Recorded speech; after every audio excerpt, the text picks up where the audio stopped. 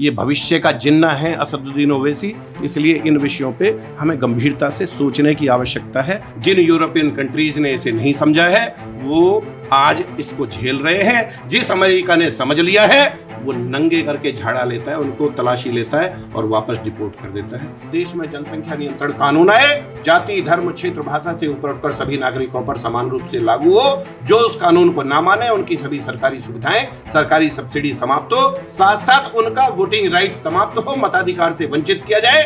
फिर भी ना माने, उठा के दंपत्ति को जेल में बंद कर दिया जाए और उनको इसके लिए 10 वर्ष की कम से कम सजा हो।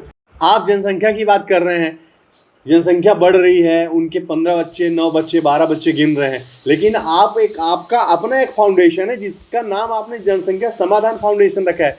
तो ये फाउंडेशन हिंदुओं की जनसंख्या जो आबादी हम दो हमारे दो वाला है उसके समाधान के लिए है, उस तरह वाला है कि मुसलमानों वाले के जो बढ़ते बच्चे हैं उसको समायोजित करने के लिए है?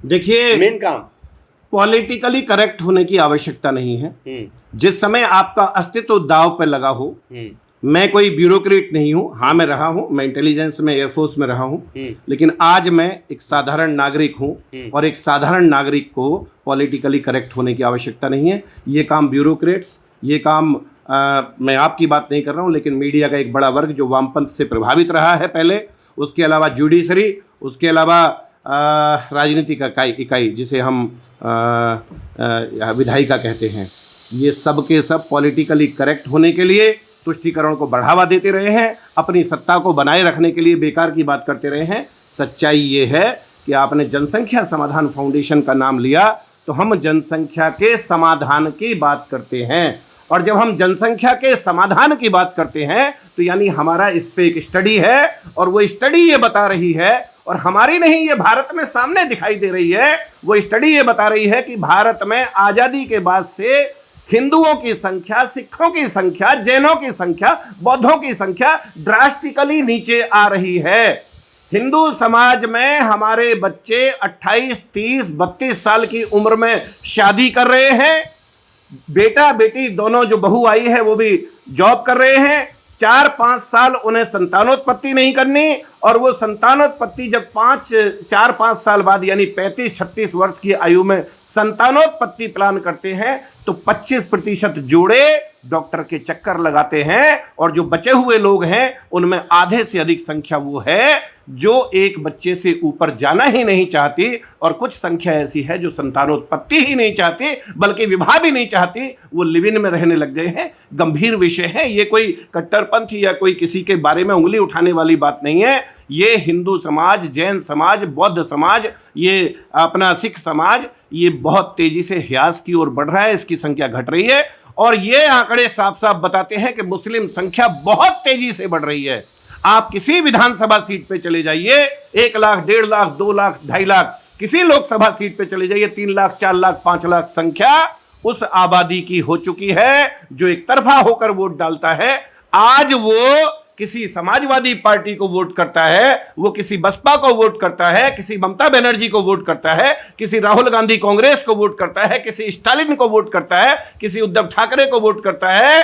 लेकिन आज से 30 वर्ष बाद लिख कर रख लीजिए, अगर वो संख्या इसी तरह से निर्णायक रूप से बढ़ती रही तो भविष्य में सभी राजनीतिक दल जिनके मैंने नाम लिए हैं ये इकट्ठा होकर लड़ेंगे, और ओवैसी की पार्टी मुस्लिम लीग भविष्य में निश्चित रूप से अकेली लड़ेगी और वो अकेली भारी पड़ जाएगी। ये भविष्य का जिन्ना है असदुद्दीन ओवैसी। इसलिए इन विषयों पे हमें गंभीरता से सोचने की आवश्यकता है। आप चाहे कलेक्टर हों, आप चाहे न्यायाधीश हों, आप चाहे पत्रकार हों, आप चाहे ब्यूरोक्रेट हों, आप डीएम कलेक्टर हों, चाहे आप एक साधारण नागरिक हों, ये बात अपने अस्तित्व से जुड़ी हुई है। इसे समझने की आवश्यकता है। जिन यूरोपियन कंट्रीज़ ने इसे नहीं समझा है वो आज इसको झेल रहे हैं। जिस अमेरिका ने समझ लिया है वो नंगे करके झाड़ा लेता है, उनको तलाशी लेता है और वापस डिपोर्ट कर देता है।